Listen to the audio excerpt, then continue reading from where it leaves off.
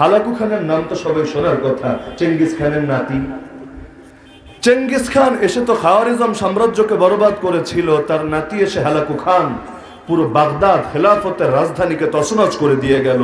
তৎকালীন খলিফাকে পর্যন্ত সালার বস্তায় পেঁচিয়ে নির্মমভাবে তাকে হত্যা করে ফেললো। কিন্তু আপনার মাথায় কি কখনো প্রশ্ন এসেছিল যে এত পরিমাণ হত্যাকাণ্ড ঘটালো, লক্ষ কোটি মানুষকে নির্মমভাবে হত্যা করলো, কত নারীকে যে ধর্ষণ করলো সেগুলোর হিসাবই তো নাই।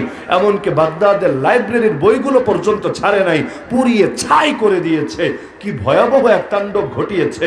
কিন্তু তার হাত থেকে ফিলিস্তিন কিভাবে নিরাপদ থাকলো, তার হাত থেকে কাবা কিভাবে নিরাপদ থাকলো, তার হাত থেকে রওজা আথার কিভাবে নিরাপদ থাকলো, হয়তো আপনার মাথায় কখনোই প্রশ্ন আসে নাই। যদি আসতো, জবাব ঘাটতে গেলে আপনিও পেয়ে যেতেন কে তাকে দমিয়েছিল, হালাকু খানের পথে কারা কাটা বিছিয়েছিল।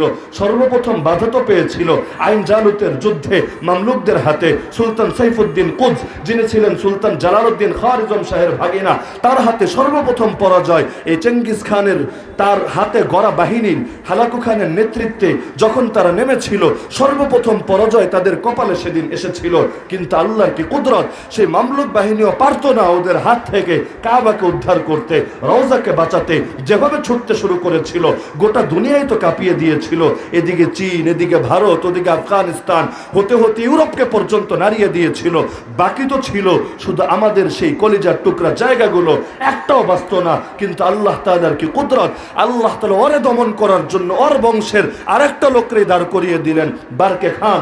এই পুরো চেঙ্গিজি বংশের মধ্যে, অর্থাৎ সেই মঙ্গোলীয় আর তাতারিদের মধ্যে সর্বপ্রথম যেই বাদশাহ ইসলাম গ্রহণ করেছিল তার নামই ছিল বারকে খান। আল্লাহর কি কুদরত, ইসলাম গ্রহণ করার পর চুপিসারে বসে থাকে নাই, বরং মুসলমানদের খেদমতে এমনভাবে আত্মনিয়োগ করেছে যে জাতি ভাইয়ের বিরুদ্ধে পর্যন্ত ময়দানে নেমে এসেছে। হালাকু খানের বাহিনীর লাখ লাখ সদস্যকে হত্যা করে আল্লাহ তাআলার পবিত্র ঘরকে হেফাজতের ব্যবস্থা করে দিয়েছে। তা আল্লাহ চাইলে সবই পারেন কি?